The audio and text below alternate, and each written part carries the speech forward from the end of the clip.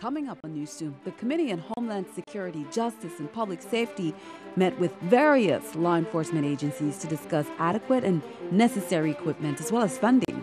The first ballot ended without a decision on who will be the next leader of the Catholic Church. The Cardinals will spend the night in their residence and try again Wednesday morning. Meanwhile, many are focusing on two, including former U.S. Virgin Islands Bishop Sean O'Malley.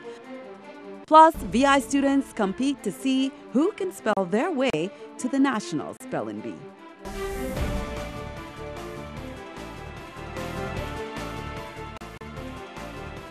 Hello, welcome, and thanks for joining us on this edition of News 2. I'm Sandra Gomansing. The Senate Committee on Homeland Security, Justice, and Public Safety met Tuesday to assess the needs of the territory's law enforcement. In the hot seat during the morning session were the Departments of Corrections, Planning and Natural Resources, and Licensing and Consumer Affairs.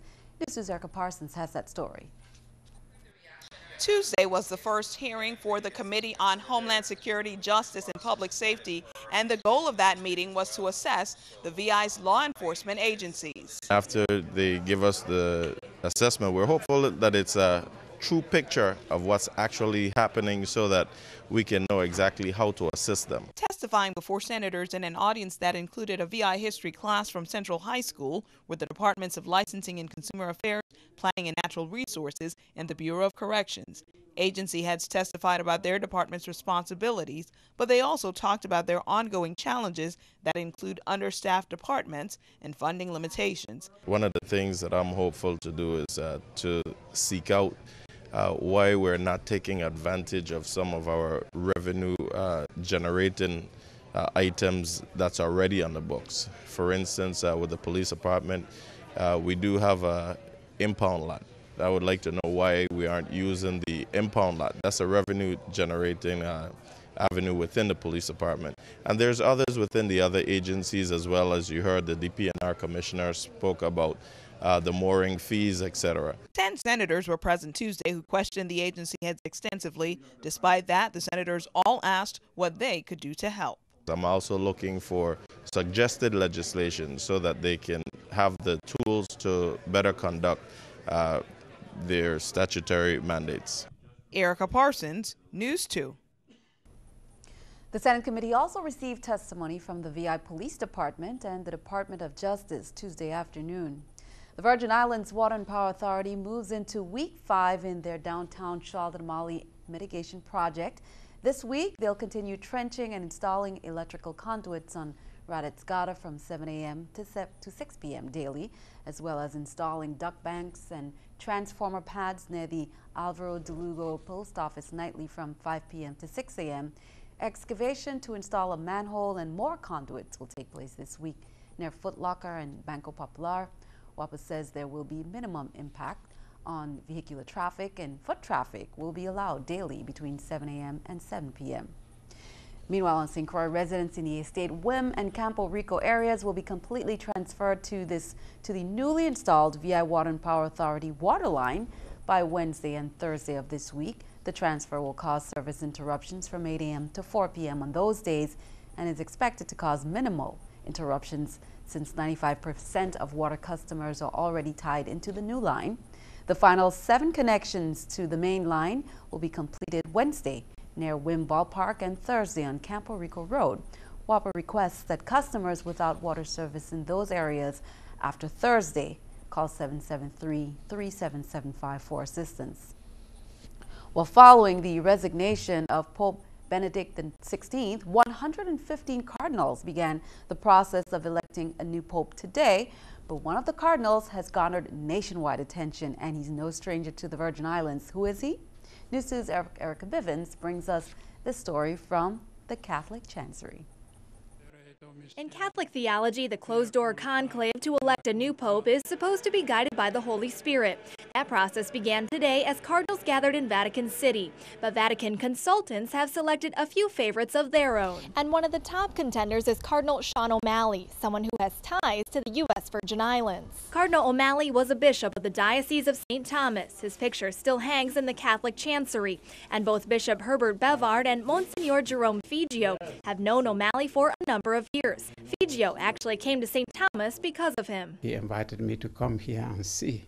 I came, saw, stay. When he left, I'm still here. Both believe O'Malley would make a great Holy Father. If he is elected to the papacy, I think we have great cause to rejoice, not only because he's an American, but because he's such an extremely fine person in so many ways. However, Bevard is not sure the U.S. is ready. It wasn't all that long ago that the United States was still a mission area of the church. And so I wonder if really we're ripe for that kind of selection at this time. The last pope was from Germany, before that Poland. To date, there's never been an American pope. It would seem more likely to me that it will be someone from another area of the world. Besides being from America, another standout factor for O'Malley is his love for children. He has a special love for children, and he has sponsored many activities for young people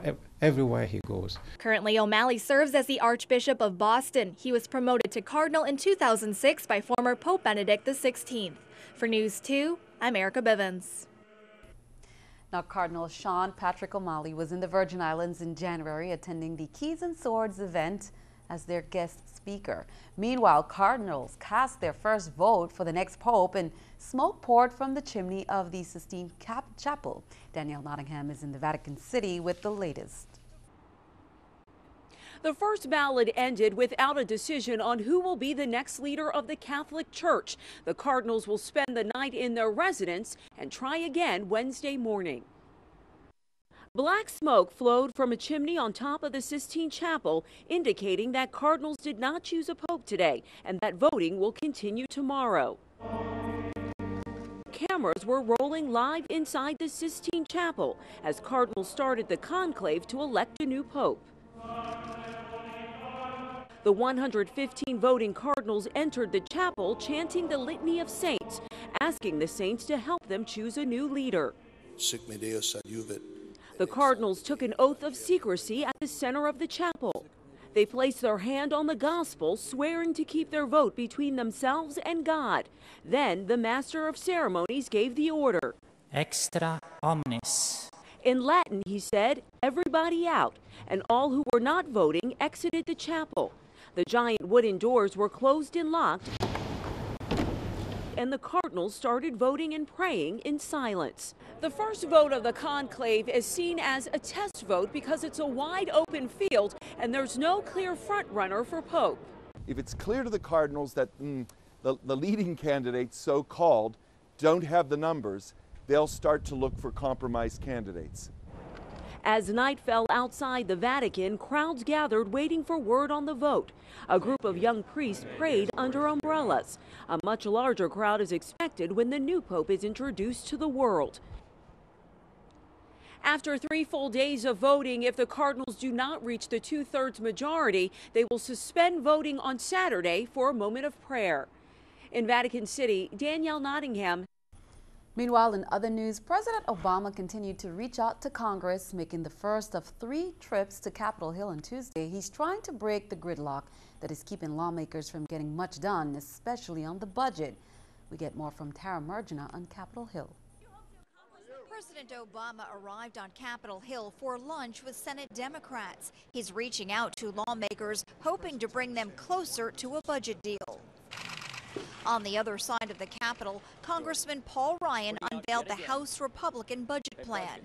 He says it will balance the budget in 10 years without raising taxes. It requires future Medicare patients to pay more and scraps the president's health care reform law. But we want to prevent this law, which we really do believe will do great damage to families in the healthcare system of America. Democrats insist there are cost savings in the health care law. It is an absolute hoax to say, on the one hand, that you're balancing your budget, and on the other hand, that you're eliminating Obamacare. Democrats will deliver their own budget Wednesday. They argue Ryan's plan to overhaul the tax code will hurt the middle class. Sadly, you are going to eliminate the most basic income tax deductions for working families. The president is working to help lawmakers find some common ground, but Republican Senator Jim Inhofe says the two sides are too far apart for these meetings to make a difference. Charm and personality and intimate relations is one thing, but it's not going to bridge that gap, in my opinion. The president will be back on the Hill Wednesday and Thursday to try and bridge that gap. Tara Mergener for CBS News, Capitol Hill. While keeping our eye on the economy, U.S. employers advertised more job openings in January. The Labor Department says job openings rose more than 2% in January after falling nearly 5% in December. Employers also laid off fewer workers, and the number of Americans who quit their jobs rose to the highest in 4 years. Experts say that suggests it may be getting easier to find work. This is the New York Stock Exchange with Scotiabank Stock Market Watch. The Dow up 2, NASDAQ and S&P down 10 and 3. Coming up on News 2, discussion and passage and implementation of a territorial anti-bullying law is underway. Plus, who will represent the Virgin Islands? Students compete to see who can spell their way to the National Spelling Bee. We'll tell you who came out on top.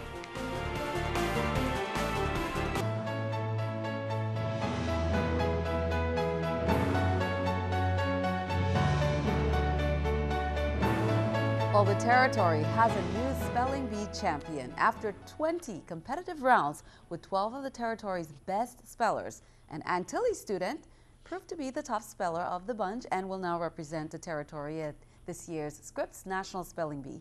News 2's Janisha John brings us more from the territorial competition at the Juanita Gardine School. It was a battle of the top spellers in a territory as 12 students went word for word on Tuesday for the 40th annual Territorial Spelling Bee. It's the 40th anniversary of the Spelling Bee, and the Spelling Bee started in 1973, and in 1984 it was taken up by the Virgin Islands Daily News by Miss J.Lo Davis, and they have been sponsoring the Spelling Bee ever since. Highly competitive students from different schools in the territory showed just how great they are with words, spelling anything from simple to complex words in a total of 20 rounds. 20 rounds, and it was quite awesome. We said the students are highly competitive, and they have learned a lot, and they have been well coached. So we went through many rounds before we actually came to a champion. And while last year's champion based from Woodson Junior High fell in third place this year, the top two spellers, Aaron Harris from St. Patrick's and MANAV THADANI of Antilles, proved just as worthy of the top title, going back and forth for over 4 rounds before first-time territorial spelling bee participant MANAV THADANI won. I feel very enthralled. Enthralled, E-N-T-H-R-A-L-L-E-D.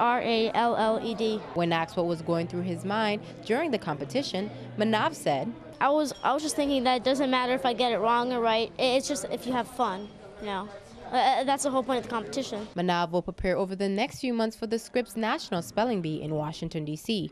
And while the competition is often stiff, local organizers feel that MANAV's spelling skills will increase the territory's chances. I think our chances are great. Actually, I think he did very well, and he looked quite prepared and well coached. So I have no doubt. The Virgin Islands is the best territory and place. And I'm going to represent it happily. Janisha John, News 2. Well, congratulations goes out to all of the students who competed in this year's Territorial Spelling Bee, and good luck to our champion, MANAV THADANI, as he prepares to compete in the Scripps National Spelling Bee in Washington, D.C. Innovative announced Friday that scholarship applications are now available for the 2013 scholarships offered by the company. The Albert Sheen Scholarship is given to 2 high school seniors who have already been accepted to college. There are also 6 scholarships up for grabs for VI students who have already been accepted to the University of the Virgin Islands. We have our Albert Sheen Scholarship, which is a one-time $10,000 scholarship for students interested in accounting, management, or engineering. We also have the Innovative UVI Scholarship that's open to new or continuing students at UVI, and we have 6 of those, and they're split evenly between the districts. So we're very happy to be able to offer those to students. We know times are tough right now. Economically, it's challenging, so any assistance that we can provide is, we're excited to be able to do that. Now, applications are available at the innovative business offices across the VI and at Starfish Marketplace in St. John. They're also available from guidance counselors at all VI high schools, and they can be downloaded from Innovative's website. On Friday, First Lady Cecile DeYoung took the time out to meet with Senators Judy Buckley, Diane Capehart, and Samuel Sanis at Government House in St. Croix to discuss the passing and implementation of anti-bullying laws here in the territory. After conducting surveys in schools throughout the territory in the spring of 2012, it was discovered that incidents of bullying are significantly higher than that of the national average. The anti-bullying law would provide consequences for those who bully and implement protections for those who are bullied. Ms. Marlon P. Waldrop, who is the Director of Veterans Benefits from Puerto Rico, is here to meet with VI veterans and local government officials to discuss benefits issues. Waldrop oversees all benefits programs such as pension and compensations, educational issues, home loan programs, and vocational rehabilitation and employment. Now they're advising all Virgin Islands veterans to be aware of their benefits and to make sure they are utilizing the various available programs. Waldrop's schedule while in the VI is as follows. She will be on hand this evening from 6:30 p.m. to 8:30 p.m. at American Legion Hall Post in Subbase, and then Thursday, March 14th. And then you can call them for more information at the same time, 6:30. Call the Veterans Affairs Office for more information, 774-6100. Well, this weekend, meanwhile, Legionnaires across the territory will be in festive spirits as they gear up to celebrate and observe the American Legion's 94th birthday. The activities will kick off this Saturday at 6 p.m. at American Legion Myron G. Danielson Post and headquarters in Christiansted, St. Croix. All veterans are invited and encouraged to attend this fair. Now, since its founding in March of 1919 in Paris, the American Legion has strived to assist veterans, their widows, children, and fellow citizens. The Virgin Islands Association of Family, Careers, and Community Leaders is presenting a pageant to showcase VI beauty and talent on the scene. Now with Miss VI FCCLA Queen of Queens on Sunday, that's on March 17th at 3:30 p.m. at the Ruthie Thomas Auditorium, with Delegate number 1, Jaslyn Gomez, Delegate number 2, Anakaya Hatchett, and Delegate number 3, Kyra Blaze. Congratulations to all the ladies and the best of luck. Well, stick around. Your News2 AccuWeather forecast is coming up next.